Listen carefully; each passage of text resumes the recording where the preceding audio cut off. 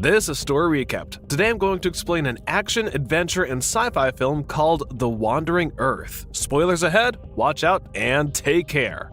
Liu Peiqiang teaches his son Liu Qi about the solar system. Before leaving for a mission, he tells his son that he'll soon be able to see Jupiter without needing a telescope. Before he leaves, Peiqiang trusts his son to his father-in-law, Han Jiang. Over the next few years, the world is ridden with disasters caused by the sun's continuous expansion. The sun is predicted to devour the Earth in 100 years. To ensure humanity's survival, the United Earth Government, or UEG, develops the Wandering Earth project to propel Earth out of the solar system and into the Alpha Centauri star system using 10,000 Earth engines. The UEG also launched the navigation platform International Space Station, which hosts astronauts to ensure Earth's safe trajectory to Alpha Centauri. Among these astronauts is Peiqiang. After tsunamis destroy cities, the survivors are forced into underground communities. 17 years later, Qi packs his bags and leaves a note for his grandfather. Meanwhile, his foster sister Han Duoduo shows reluctance in class and stresses that she simply wants to go outside. Suddenly, Qi disables the environment monitors, alarming the whole school. He then pulls Duoduo out of class and takes her to a bar where they meet Yi.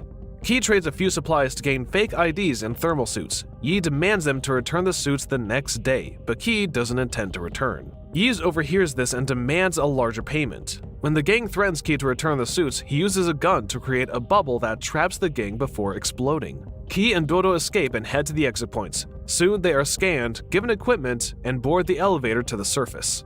Finally, they reach the surface of Beijing, which is covered in ice and snow. The siblings step outside for the first time in years, gazing at the Earth engines above them. Using their grandfather's pass, they steal a transport vehicle and drive out of Beijing. Qi explains how people are still mining the mountains to fuel the Earth engines. The Earth engine in Beijing is a propulsion engine which merely pushes the planet. The larger torque engines are on the equator. The Earth is heading out of the solar system and nearing the navigation platform International Space Station. In the space station, fellow astronaut Maxim Makarov offers Peiqiang moonshine to celebrate his retirement, but Peiqiang refuses. Maxim then hides the moonshine in Peiqiang's spacesuit to ensure that he'll drink it.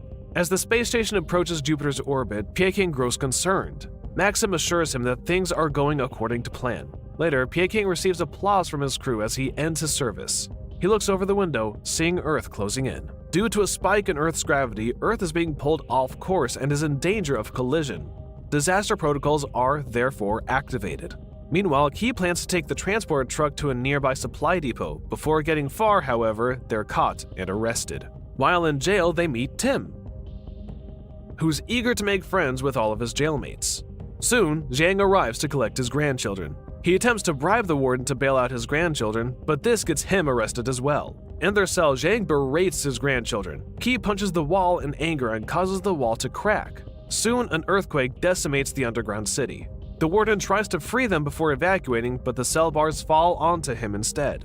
At the space station, they learn that thousands of Earth engines are failing. Without enough engines, the planet will collide with Jupiter in 37 hours. Jiang takes the group to his transport vehicle and drives out of the collapsing city. Debris from the mountains hits their vehicle, so Qi detaches the cargo container to free themselves. After escaping the city, they hear an announcement calling all units to execute Emergency Protocol Number 3 to restart all malfunctioning Earth engines. The space station is put under low consumption mode to save resources for rescue operations, putting all staff under hibernation. Peiqiang contacts Jiang, who assures him that they all escaped the earthquake. Peiqiang sends Jiang directions to the nearest refuge center. On Earth, the transport truck is blocked by a rescue team composed of Captain Wang Lei, Zhuo Qian, Liu Zi, Lao, and Gang Zi. They demand to use their transporter to deliver a lighter core to restart the Hangzhou Earth engine. The team reaches Shanghai and passes through the crevasse. In the space station, Maxim assures Peiqiang that his son will be safe before they enter hibernation. Still, Peiqiang checks where Jiang's transport vehicle is. Upon hearing that they've been diverted to Hangzhou, he connects to a vehicle to speak to the captain. Peiqiang instructs Lei to first resettle his family to the nearest city, but Lei argues that their mission is more urgent. When Lei urges that they need Jiang to drive his vehicle, Qi volunteers to take his place to ensure his grandfather's safety. Peiqiang stresses that Qi is still young, but this angers his son, claiming that he has no right to decide for him. Key reveals that he blames his father for his mother's death. Before going to the space station, Peking decided to end his wife's treatment given that she's terminally ill. Doing so put his son legally under Zhang's custody, ensuring their survival underground. Suddenly, the rescue team flying overhead detects a drop in atmospheric pressure. Due to another spike in Jupiter's gravity, the communication line is disconnected. The ground shakes, causing debris to collapse above the vehicle. Zhang desperately navigates across the path, evading debris. However, they are soon trapped. Peking worries for his family, demanding to speak to the UEG. However, the space station AI Moss activates the hibernation gas to sedate him. Lei's team pulls the lighter core out just before the debris crushes the cargo container. Zhang criticizes Lei for prioritizing the core despite the danger they're in, but the captain argues that it's the last one that's meant for the Earth engine in Hangzhou. Lei finds a building that's still intact, so he directs the team to evacuate there. The team enters the building and uses a lift to carry everyone and the lighter core up the elevator shaft. Once most of them are on the upper floors, the building shakes. With only Qi, Zhang, Gengzi, and the core left in the elevator shaft, the team plots a way to exit the building and onto solid ground. They fire bullets into a window, but the vibrations cause their lift to loosen. Qi makes it to the top of the floor and struggles to pull his grandfather up. Finally, the lift detaches and the team desperately tries to pull up the rope. The rescue team lifts the core first while Qi holds onto his grandfather's rope. When the elevator above drops, Lei cuts the rope, plunging Zhang down. Gengzi saves Zhang, but the elevator speeds towards them. Zhang is tossed onto the lower floor just before the elevator crushes Gengzi. Zhang is injured and his suit is damaged due to the incident. The team pulls Duoduo and Qi out of the building while Zhang searches for a way out. However, his oxygen level reaches 0, so he removes his helmet and allows himself to freeze to death. In his dying moment, he remembers rescuing Dodo as a baby when the city was flooded. After escaping the building, Qi tries to punch Lei in anger for his grandfather's death. Lei easily evades the punch but releases him. Qi stresses that they don't need them anymore since the vehicle is gone. Lei decides to give them spare supplies and leave them on their own. Peking breaks out of his hibernation pod at the space station and checks the window, seeing that the station is leaving Jupiter. Moss awakens the rest of the team to force him back into hibernation. Maxim scolds him for breaking protocols, but Peking argues that the low consumption protocol is a ruse. The UEG has abandoned Earth and is just using the space station to head to Alpha Centauri instead. Peking intends to get to the control room and to stop the space station's deployment. To do this, Peking and Maxim exit through the airlock to reach the control room. However, Maxim's tether breaks as soon as they open the airlock. Peking grabs his tether and pulls him back. From outside, they can see Jupiter pulling Earth. On Earth, Qi, Dodo, and Tim find an abandoned transport and try to send a distress signal from there. However, the surviving engineer inside, Li Yi, tries to take Dodo hostage. Qi tackles the panicking man and calms him by claiming that they're the rescue team. Yi recounts that they were meant to restart the torque engine in Sulawesi, but their plane crashed due to the thinning atmosphere.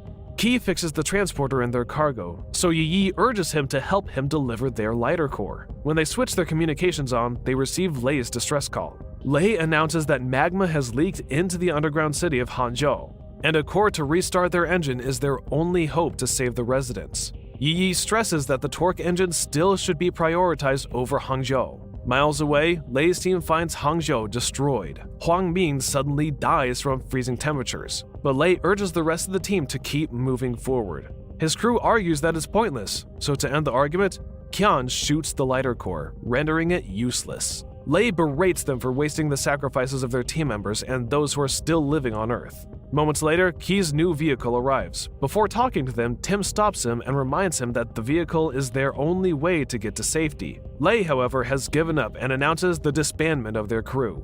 Before he walks away, Qi reveals that they have another lighter core that's bound for Sulawesi. This convinces the team to cooperate. Meanwhile, Peking and Maxim climb outside the space station to get to the control room. Suddenly, a portion of the space station explodes, pummeling debris in their direction. The two get tossed into the space, struggling to get a solid hold on the station. With the control room close by, the two jump forward. However, Moss activates a lethal attack, breaking Maxim's helmet. Maxim pushes Peking out of the way to save him while he floats into space.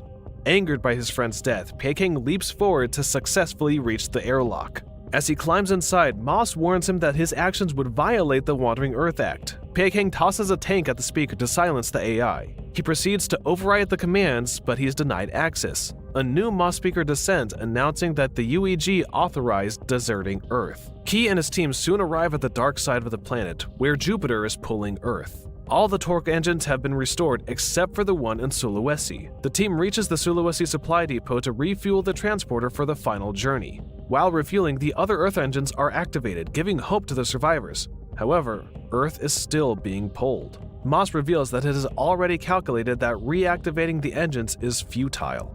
Within 3 hours, Earth will inevitably be disintegrated by Jupiter's gravity. Moss then announces the mission's failure globally. Jupiter's gravitational pull is far stronger than the thrusters despite most of the engines being reactivated. Moss initiates the Helios project to sustain human civilization, which will use the navigational space station to transport the thousands of human embryos to create a new host planet. Due to this announcement, all surviving underground cities are plunged into chaos. After hearing the announcement, Lei commands his team to prepare for evacuation. Key suddenly remembers when his father taught him about Jupiter and how it's 90% made of hydrogen. He then asks Yi if the mixed atmosphere of Earth and Jupiter is combustible. This immediately sparks an idea in Yi. With Jupiter having siphoned billions of liters of oxygen, combusting the gas will create a shockwave strong enough to push Earth off its gravity. To ignite it, they must use the torque engines. Yi explains that he'll hack into the engine to concentrate its power to blast a beam far enough in to reach Jupiter. When they reach the command center, they discover that all rescue and engineering units have been evacuated, leaving the mission up to them. At the command center, the team split up for their respective tasks. Yi hacks the command panel. Lei and his team manually detach the engine from below while Key and Tim head to the torque engine above. Dodo sends a distress call to request support for their mission, but it is ignored by all of those who have lost hope. Once Yi reprograms the engine, Lei's team struggles to push the ignition pin to ignite it. Soon, Tim and Key reach the engine, allowing the automated system to install the core. However, the installation is stuck at 99%. Lau heads to the main server to manually connect the engine's hardware to give Yi complete control, while Key heads out to check on the core. Earthquakes cause the command center to slowly collapse, dropping debris on everyone. Kian protects Dodo and Yi but is wounded in the process. Lau suffers head trauma as well. Meanwhile, Key finds the core stuck inside, so he kicks it to unjam it, putting himself in danger of getting crushed. Dodo finds Zhang's ID and uses it to open communications to the space station. She contacts Peking, begging him for reinforcements to help with their mission. However, Moss intervenes and announces that the group of scientists has already come up with their plan, but the success rate was at 0%. Still, Peking contacts the UEG and requests them to send reinforcement to Sulawesi. UEG denies at first, but agrees to broadcast the request globally, leaving the choice to every survivor on Earth. Dodo's distress call is then broadcasted globally, catching everyone's attention. She recounts how her teacher asked her what hope meant for her, but now she found out what hope truly meant in the face of extinction. This convinces many to help as a last-ditch effort to save the planet. Key finally unjams the core, but gets stuck. Tim jumps off the bridge to pull him out, allowing his weight to pull Key. Lau restarts the servers, finally completing the installation. However, he dies due to blood loss. Key and Tim rush out of the engines before it ignites. At the bottom, several units arrive to help Lei and the team push in the ignition pin. With their efforts, the engine finally reboots. Key desperately navigates around falling debris to escape. Once they're out, Yi ignites the engine, sending a shockwave everywhere. The engine blasts a heat wave into Jupiter, but it reaches short of 5,000 kilometers. Peking comes up with a plan to use the space station to amplify the ignition, but at the cost of destroying it. Moss blocks Peking's communication system to stop his plan. Unwilling to back down, Peking takes the moonshine Maxim left him and throws it into Moss, igniting the control center. He then navigates the entire space station towards the blast zone. UEG contacts him, acknowledging his decision and wishing him luck. Peking disengages the hibernation units to spare his crew before moving forward. Peking broadcasts his final message to Earth, announcing his plan. Key desperately begs his father to stop, so Peking apologizes to him for leaving him for another mission.